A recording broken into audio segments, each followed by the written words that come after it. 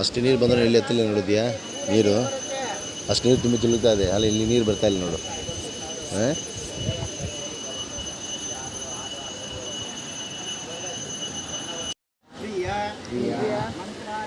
ಮಂತ್ರಾಲಯ ಶ್ರೀ ರಾಘವೇಂದ್ರ ತೀರ್ಥ ಗುರುಭ್ಯೋ ನಮಃ. ಕೆಲವೊಂದು ವಿಶೇಷ ವಿಚಾರ ನಿಮ್ಮೆಲ್ಲರಿಗೂ ಗೊತ್ತಿದ್ದೇ ಇರ್ತವೆ. ಸಾಕ್ಷಾತ್ ರಾಘವೇಂದ್ರ ಸ್ವಾಮಿಗಳವರು ಮಂತ್ರಾಲಯ ಈ ಸ್ಥಳದಲ್ಲಿ ಸ್ಥಾಪನೆ ಮಾಡಿ ಮುಳುಬಾಗಿಲು ಕೋಲಾರ ಡಿಸ್ಟಿಕ್ನಾಗ ಬೃಂದಾವನ ಪ್ರವೇಶಕ್ಕೆ ಹೋಗಿದ್ದಾರೆ. ಅಪ್ಪಣ್ಣ ಆಚಾರ್ಯರು ನಿತ್ಯ ಸಂಸ್ಕೃತ ಪಾಠ ಹೇಳ್ಕೊಡ್ತಾ ಇದ್ದರು.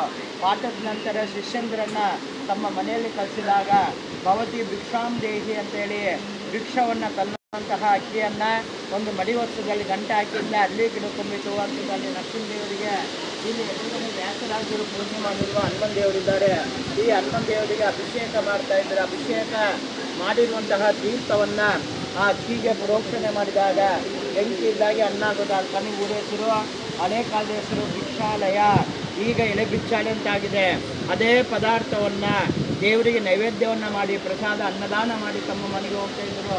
ಅಪ್ಪಣ್ಣ ಆಚಾರ್ಯರು ಇದೇ ತುಂಗಭದ್ರಾ ನದಿ, ಇದೇ ನದಿ ಮೂಲಕವಾಗಿ ರಾಘವೇಂದ್ರ ಸ್ವಾಮಿಗಳವರು ಸ್ತೋತ್ರವನ್ನು ಅಂದಾಗ ಶ್ರೀಪೂರ್ಣ ಬೋಧ ಗುರು ತೀರ್ಥ ಪಯೋಪ್ಯಪಾರ ಅಂತ ಆಶು ಕವಿ ಅವಿಂದ ಅವಿಗೆ ಕಂಡು ಹೋಗ್ತೀನಿ ಆ ಸ್ತೋತ್ರ ಪ್ರಸಾದ ಅನ್ನದಾನ ಮಾಡಿ ತಮ್ಮ ಮನೆಗೆ ಹೋಗ್ತಾ ಇದ್ದರು. ಅಪ್ಪಣ್ಣ ಆಚಾರ್ಯರು ಇದೇ ತುಂಗಭದ್ರಾ ನದಿ, ಇದೇ ನದಿ ಮೂಲಕವಾಗಿ ರಾಘವೇಂದ್ರ ಸ್ವಾಮಿಗಳವರು ಸ್ತೋತ್ರವನ್ನು ಅಂದಾಗ ಶ್ರೀಪೂರ್ಣ ಬೋಧ ಗುರು ತೀರ್ಥ ಪಯೋಪ್ಯಪಾರ ಅಂತ ಆಶು ಕವಿ ಅವಿಂದ ಅವಿಗೆ ಕಂಡು ಹೋಗ್ತೀನಿ ಆ ಸ್ತೋತ್ರ ಪ್ರಭಾವದಿಂದ ನದಿಯವರಿಗೆ ದಾರಿ ಸಹಿತವಾಗಿ ಬಿಟ್ಟಿರುತ್ತೆ. ಆ ತುಂಗಭದ್ರಾ ನದಿ ಇದೇ ಊರು ಇದೇ ಜಾಗ.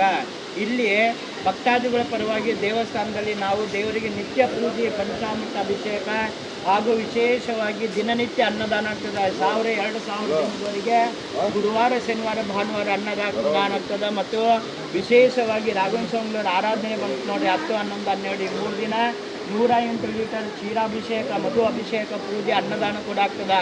ಅನ್ನದಾನಕ್ಕೆ ಪೂಜೆಗೆ ಅಂತ ಕಾಣಿಕೆ ಕೊಡುವಂಥವ್ರು ಇದ್ದರೆ ಕೊಡ್ಬೋದು. 108 ರೂಪಾಯಿ ಕೊಟ್ಟರೆ ಅಭಿಷೇಕ ಆಗುತ್ತೆ. 508 ರೂಪಾಯಿ ಕೊಟ್ಟರೆ ಆರೋಗ್ಯ ಪರವಾಗಿ 1 ತಿಂಗಳು ಅಷ್ಟೋತ್ತರ ಪೂಜೆ ಆಗುತ್ತೆ. ರಾಘವೇಂದ್ರ ಸ್ವಾಮಿಯವರು ಆರಾಧನೆ ಸೇವೆಗೋಸ್ಕರವಾಗಿ ಕಾಣಿಕೆ ಕೊಡೋರಿದ್ದರೆ 1008 ರೂಪಾಯಿ ಕೊಟ್ಟರೆ